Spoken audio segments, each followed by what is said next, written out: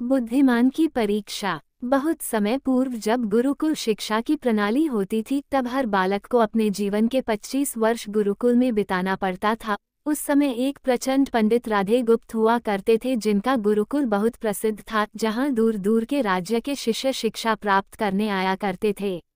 बात उन दिनों की है जब राधे गुप्त की उम्र ढलने लगी थी और उसकी पत्नी का देहांत हो चुका था। घर में विवाह योग्य एक कन्या थी। राधे गुप्त को हर समय उसकी चिंता सताती रहती थी। वो उसका विवाह एक योग्य व्यक्ति से करना चाहते थे जिसके पास संपत्ति भले ना हो पर वह कर्मठ हो, जो किन्हीं भी परिस्थिति में उसकी बेटी को खुश रखे और उचित समय पर उचित निर्णय ले सके।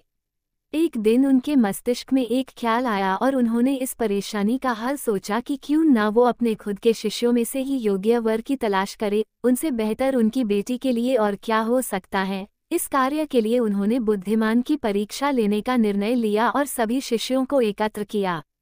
राधे गुप्त ने सभी से कहा कि वे एक परीक्षा आयोजित करना चाहते हैं जिसमें सभी की बुद्धिमानी का परिचय होगा। उन्होंने सभी से कहा कि उन्हें अपनी पुत्री के विवाह की चिंता है जिसके लिए उनके पास पर्याप्त धन नहीं है, इसलिए वे चाहते हैं कि उनके शिष्य विवाह में लगने वाली सभी सामग्री कैसे भी करके एकत्र करे, भले उसके लिए उन्हें चोरी का रास्ता चुनना पड़े, लेकिन उन्हें चोरी करता कोई भी देख ना सके। इसी एक शर्त का पालन सभी को करना है।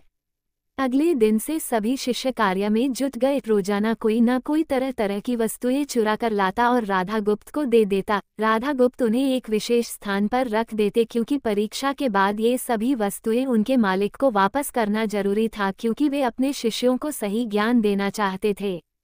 सभी शिष्य अपने अपने दिमाग से कार्य कर रहे थे, लेकिन इनमें से एक चुपचाप गुरुकुल में बैठा हुआ था जिसका नाम रामास्वामी था। वह राधा गुप्त का सबसे करीबी और होनहार छात्र था। उसे ऐसा बैठे देख राधा गुप्त ने इसका कारण पूछा। तब रामास्वामी ने बताया कि आपने परीक्षा की शर्त के रूप में कहा था कि चोरी करते वक्त इसे कोई ना देख सके। इस प्रकार अगर हम अकेले में भी चोरी करते हैं तब भी हमारी अंतरात्मा उसे देख रही है, हम खुद से उसे नहीं छिपा सकते। इसका अर्थ यही है कि चोरी करना व्यर्थ है। उसकी यह बात सुन राधा गुप्त के चेहरे पर खुशी छा जाती है। वे उसी वक्त सभी को एकत्र करते हैं और पूछते हैं कि आप सब ने जो चोरी की, क्या उसे किसी ने देखा? सभी कहते हैं नहीं। तब राधा गुप्त कहते हैं कि क्या आप अपने अंतर्मन से भी इस चोरी को छिपा सके? सभी को बात समझ आ जाती है और सबका सिर नीचे झुक जाता है सिवाय रामास्वामी के। राधा गुप्त रामास्वामी को बुद्धिमानी की परीक्षा में अव्वल पाते हैं और सभी के सामने कहते हैं कि यह परीक्षा मेरी पुत्री के लिए उचित वर तलाशने के लिए रखी गई थी। इस प्रकार मैं रामास्वामी का विवाह अपनी पुत्री के साथ तय करता हूँ। सभी खुशी से झूम उठते हैं, साथ ही चुराई हुई हर एक वस्तु को उसके मालिक को सौंप विनम्रता से सभी से क्षमा मांगते हैं। कहानी की शिक्षा। बुद्धिमानी की परीक्षा से यही शिक्षा मिलती है कि कोई भी कार्य अंतर्मन से छिपा नहीं रहता और अंतर्मन ही मनुष्य को सही राह दिखाता है। इसलिए मनुष्य को किसी भी कार्य के सही गलत के लिए अपने मन को टटोलना सबसे जरूरी है।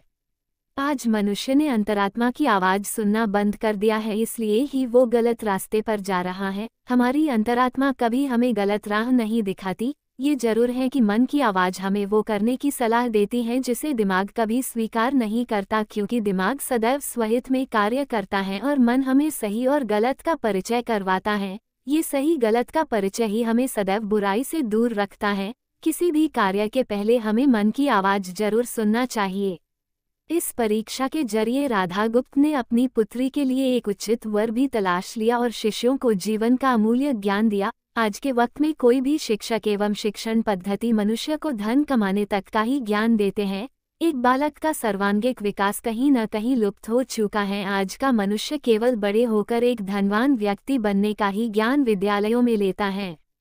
उस बालक को सही गलत का बोध कराने का दायित्व कोई भी नहीं लेता, क्योंकि उनके माता पिता भी आज के दौर में बस पैसा कमाने में लगे रहते हैं और शिक्षक भी केवल किताबी ज्ञान देकर अपने दायित्व से मुख मोड़ लेता है। ऐसे में ये छोटी छोटी कहानियां व्यक्ति को सही गलत सिखाने में अहम भूमिका निभाती हैं, लेकिन आजकल इसके लिए भी वक्त मिलना मुश्किल है।